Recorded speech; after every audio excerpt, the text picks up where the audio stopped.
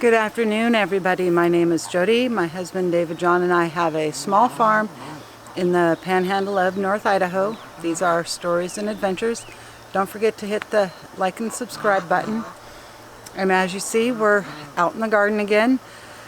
Finally got my tomatoes planted. Going to show you them and show you the process of how I plant my tomatoes and the reasoning behind. So let's see what I've already got planted and get the last 3 planted. Along the back here, I've got underneath all the panels, and I left the pots there so I can label the tomatoes. Some of them are not quite tall enough to be tied up, but that one there on that T-post was tall enough. And then over here,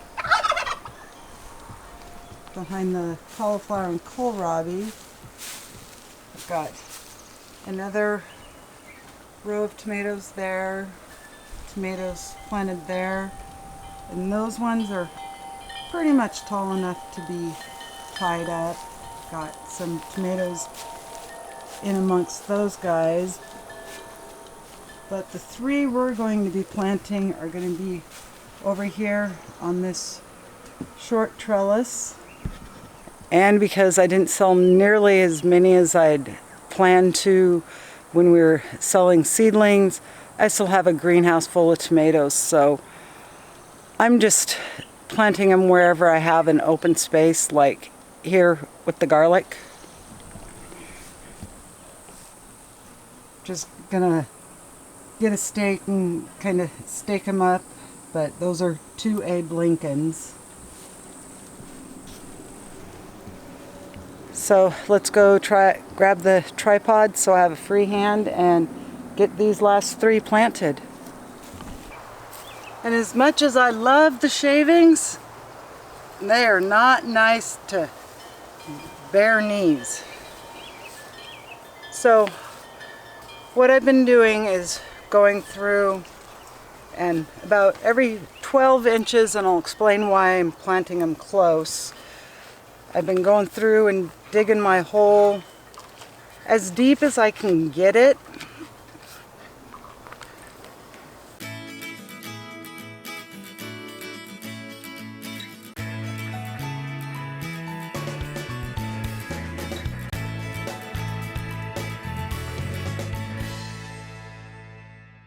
So it's about as deep as the shovel is tall.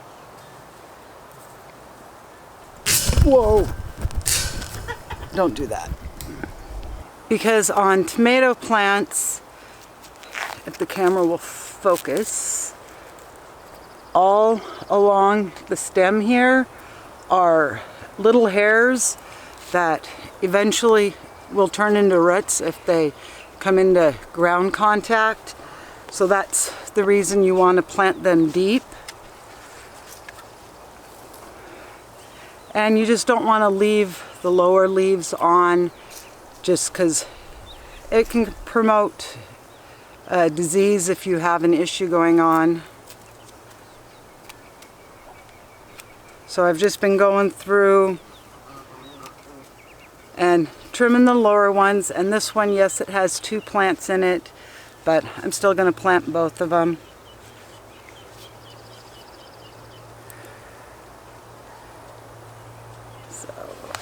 Oh.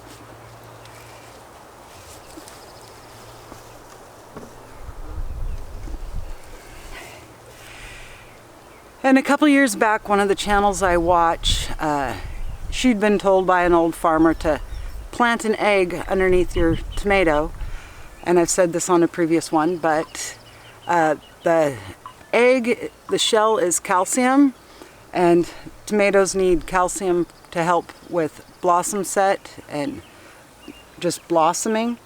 So I take an egg and I crack it just to make sure that it does completely get used up, or whatever shells that are left aren't going to be a bomb for me to have to dig out in the fall.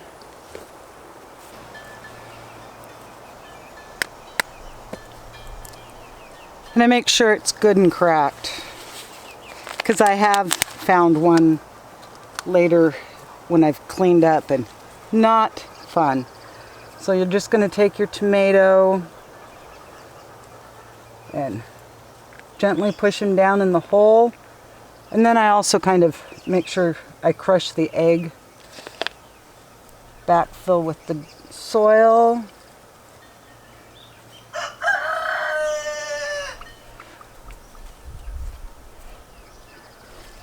Scissors. And if I come across some leaves that are going to be buried, just prune them off.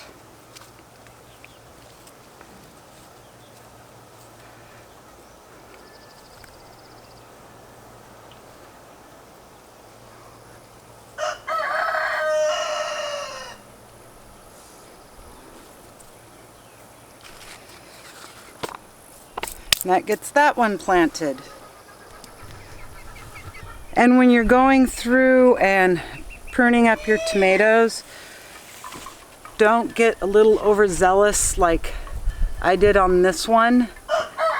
Right there, that stem, that was the main leader, and I cut the top out of it, and it won't grow anymore. It would just do that one clump of flowers, and that would be all I'd get for that tomato. Kind of sad because that was a good healthy looking one.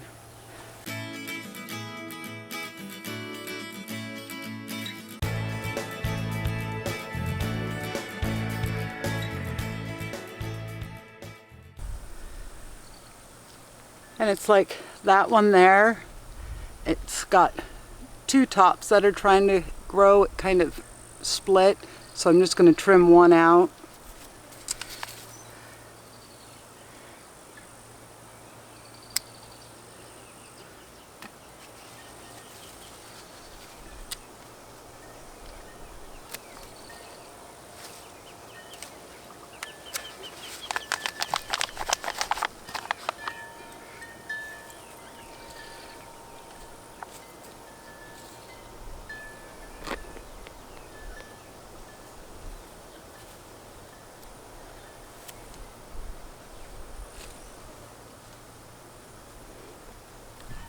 And a couple years back I got these clips for tying up the tomatoes. Kind of a pain for taking down, but makes it really quick for tying them up.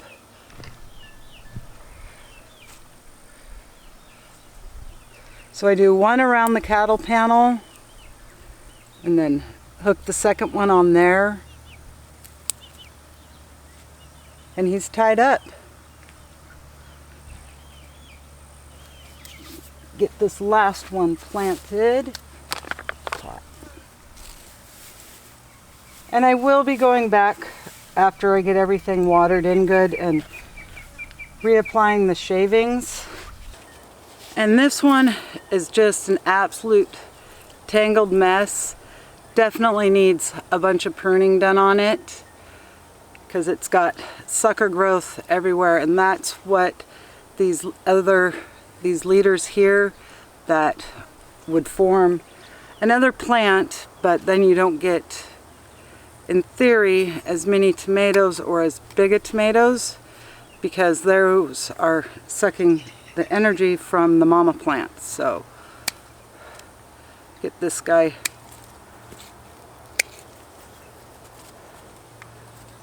pruned down.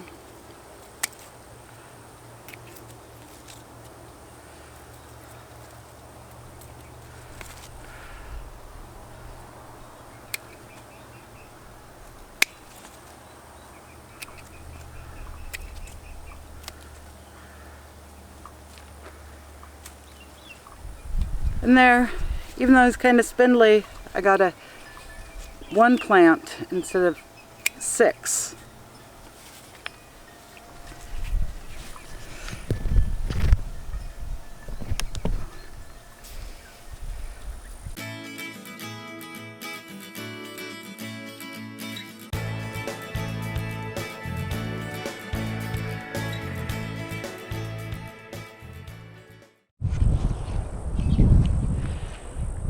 So this little area behind me is where the old Buick and the car trailer used to be.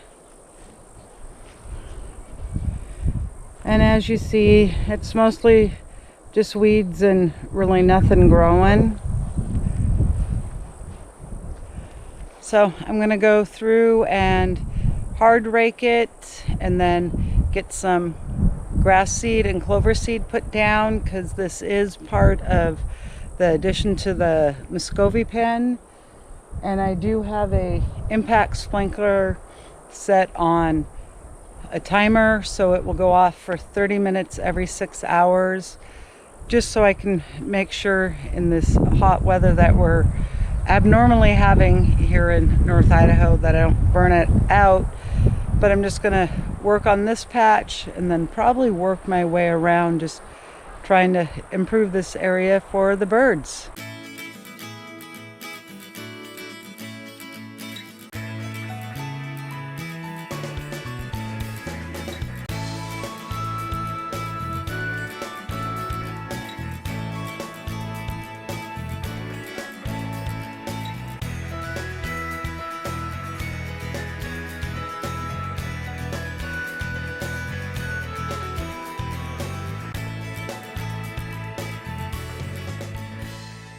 So the mix I'm going to use is Dutch white clover and fast grass mix. That's a mix of annual ryegrass, perennial ryegrass, creeping red fescue, and Kentucky bluegrass. So kind of got it raked up. I know I can pull all the weeds and everything out, but hopefully once this takes off, they'll suppress the weeds and the geese and everything will start eating it, especially since we're dedicated to watering this area for the birds. So let's get some grass seed and clover out. And I am going to put some topsoil over the top of it. And then the sprinkler at 6 o'clock tonight, which is in about an hour and a half, is going to go off for about 30 minutes. And I have it set so it pretty much just covers this area.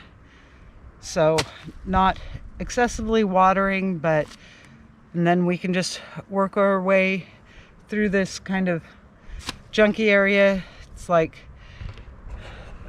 that area right in there has got a bunch of broken concrete that we'll have to hand pick out and take to the dump. But let's get some grass seed on this.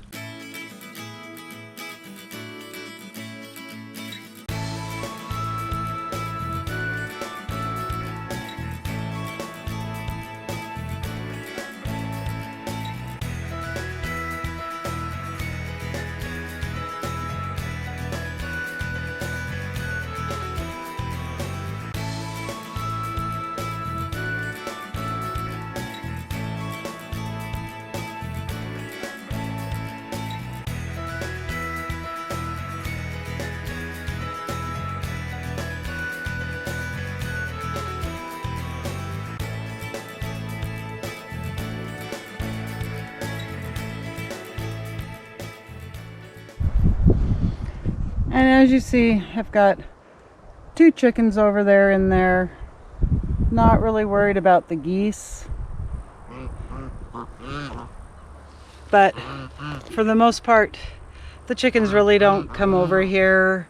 Have to get a couple more bags of topsoil. Hopefully they don't eat all the grass seed in between, but gonna turn the sprinkler on manual. That seems to spook them away, and then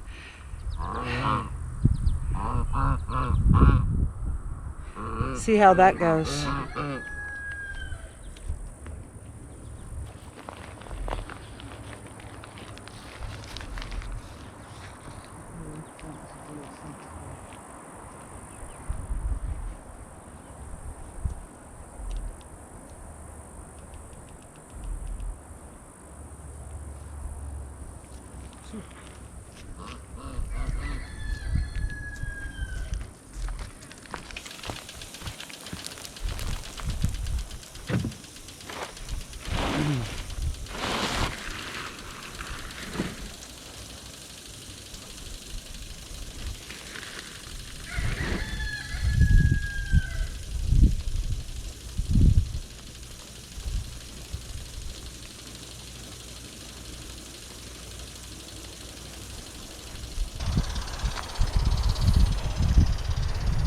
So, just like I thought, turning the sprinkler on plus just leaving this area.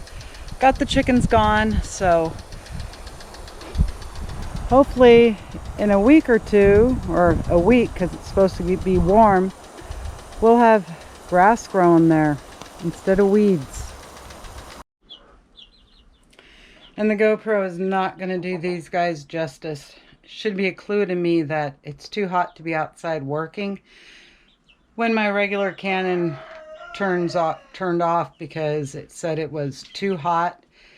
But I did wind up with 4 baby turkeys. One of them was splay-legged.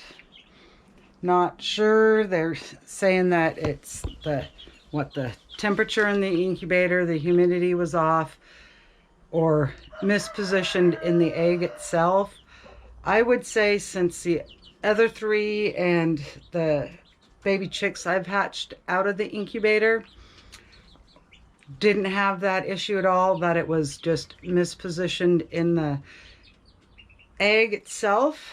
So taped its leg for 24 hours, got it all pulled up together. I know, something I should have recorded so you could see it, but it's one of those, just like Princess and her broken leg. You take care of the emergency. It's not what's important on getting on film. It's more important to take care of the emergency. So let me show you these 4 little turkeys.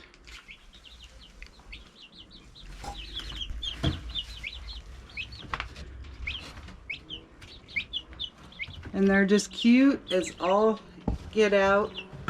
Little black and whites. And this one right there, that's the one that had the splay legs. So she just came out like 20 minutes ago. So still a little unstable, but they're all doing good. It is plenty warm enough here in North Idaho that they were begging for me to turn the heat light off. I just have to remember to turn it on before I go to bed tonight.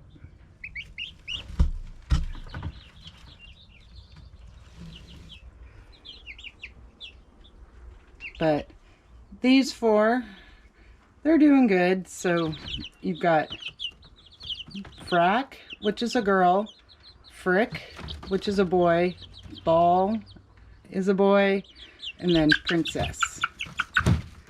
And in about a week, once Princess's leg is all healed, I'll open the little buddy door for them, and they will have the choice to go out and figure out the great big scary world outside.